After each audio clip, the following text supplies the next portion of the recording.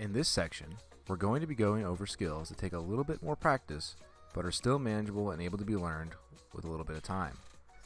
Although there's about as many things in this section as the beginner section, these aspects of the game are much more likely to propel you through the ranks than even the advanced section will. These are truly the most important and fundamental aspects of Rocket League that need to be mastered. Let's get started.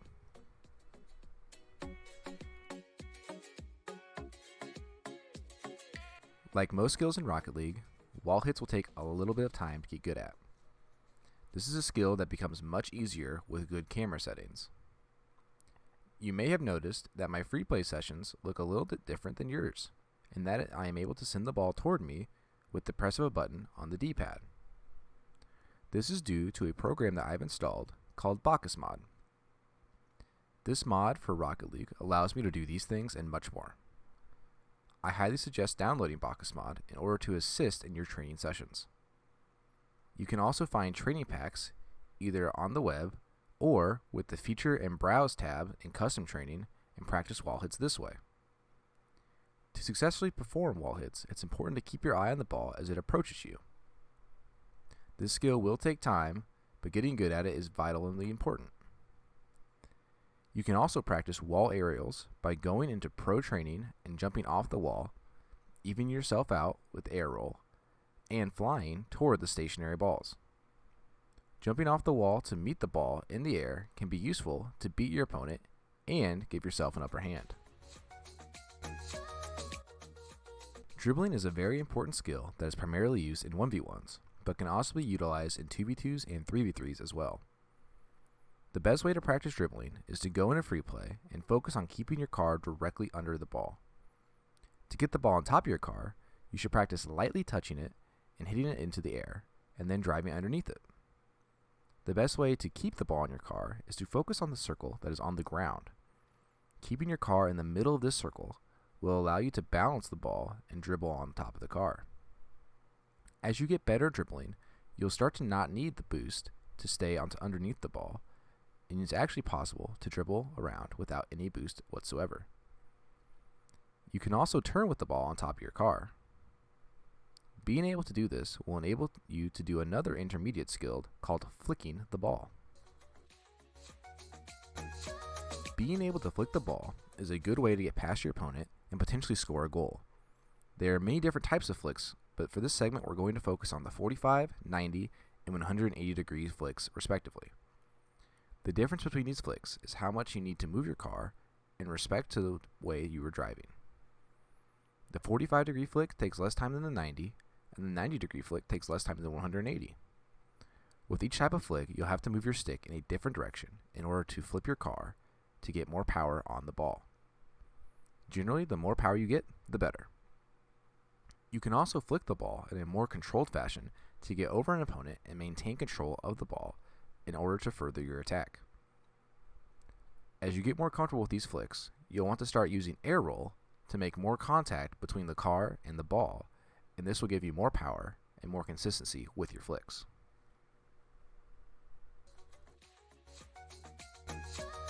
Fast aerials combine two aspects that we talked about in the beginner training. To do a fast aerial, you must be good at getting off the ground for a regular aerial. If the ball is too high in the air and you're going to take longer than the 1.5 seconds that you have to use your jump or to flip your car, then we need to perform a fast aerial. Doing a fast aerial sounds simple, but executing in the heat of the moment can trip up even the most seasoned of players. We're going to start by jumping, tilting our car back, and boosting all at the same time.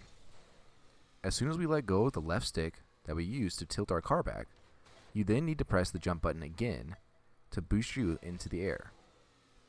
Not only will this allow you to get to the ball faster, but it can also save you boost along the way. The key point in doing fast aerials is the timing of letting go of the stick and performing your second jump. Too early and you'll do a backflip. Too late and you'll run out of time to use it. This skill will also take time, but eventually you'll get to a point where you're hardly backflipping at all.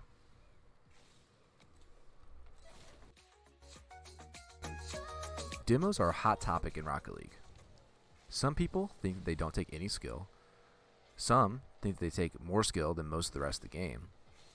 And some people just go for demos throughout the entire match, regardless if it helps them or not. A demo can be achieved by going at the maximum speed, known as supersonic, and hitting an opponent while going at this speed. You know you're going supersonic if you have a trail coming from the wheels of your car. Demos take an opponent off the field for 3 seconds and can really tilt the numbers in your favor. They can also have a lasting effect by throwing off the opposing team's rotations for anywhere from 10 to 30 seconds throughout a match. Demos can also be used to completely clear the net and give your team a free goal to shoot on. Going for demos can sometimes be detrimental, but they are most effective when your team has a numbers advantage, such as a 2v1. Even the threat of a demo is enough to give your teammate an easy path to scoring.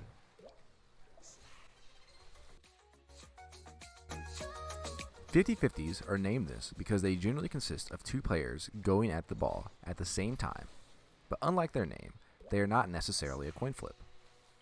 The most common type of 50-50 in the game takes place in the form of kickoffs, but 50-50s can happen anywhere on the field at any given time.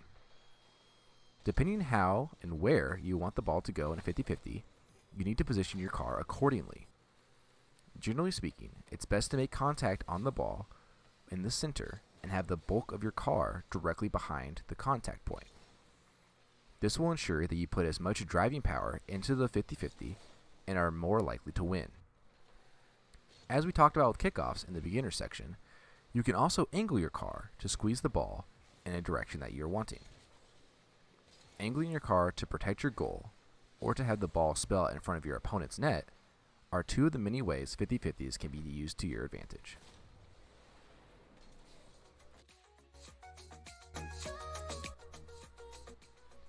One of the more important parts of team play in Rocket League involves positioning.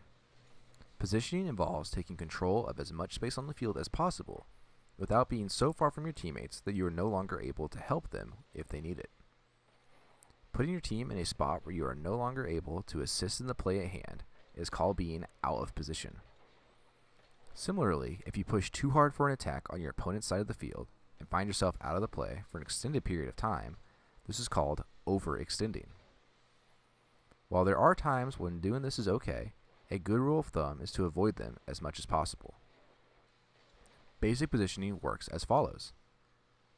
You will have one person that is close to the ball and thus able to make a play on it the fastest. This person is the first man in the rotation. They are who should be attacking the ball and trying to either control it or pass it to a teammate. The next player forward is considered the second man and is responsible for taking over the play when the first man has either lost control of the ball or has successfully passed it. The last player is known as the third man and is responsible for taking over if the opponents take the ball from the first man or if the ball goes anywhere near or behind the second man. After the first man has lost control of the ball, he will rotate back behind the third man. The second man is now the first, the third man is now the second, and the first man is now the third man. It's important to realize while rotating, the first man should always rotate to the back post side of their net and out of the play. It's also important to note that depending on the momentum of the play is going, the first man doesn't always need to fully rotate back, as this will lose the momentum for their team, and instead they should slightly sit up higher on the field and be ready to become the second man as quickly as possible to repeat the cycle.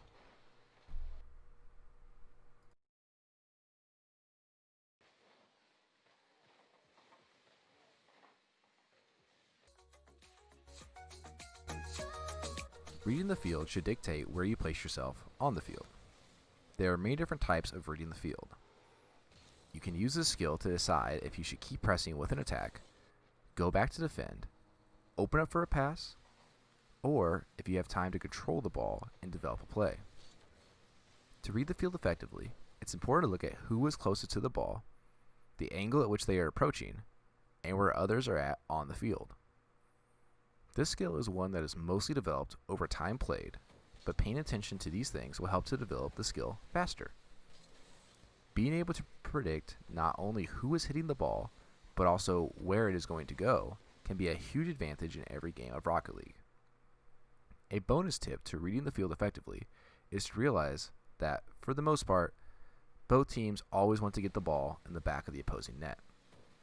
This will help dictate their movement and should help you to recognize where you need to be either on defense or offense to best help your team.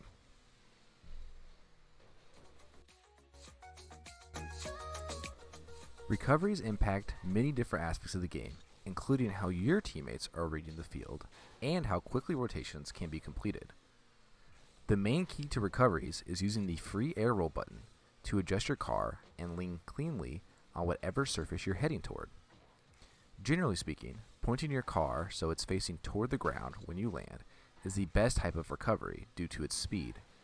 But you can also use recoveries offensively to quickly follow up your own touch and surprise your opponent who would have otherwise had a free hit on the ball. You can practice the skill by air rolling while aerialing and focus on landing flush with the wall. Being able to land cleanly in many different situations will speed up your overall gameplay and give your team a much stronger foundation.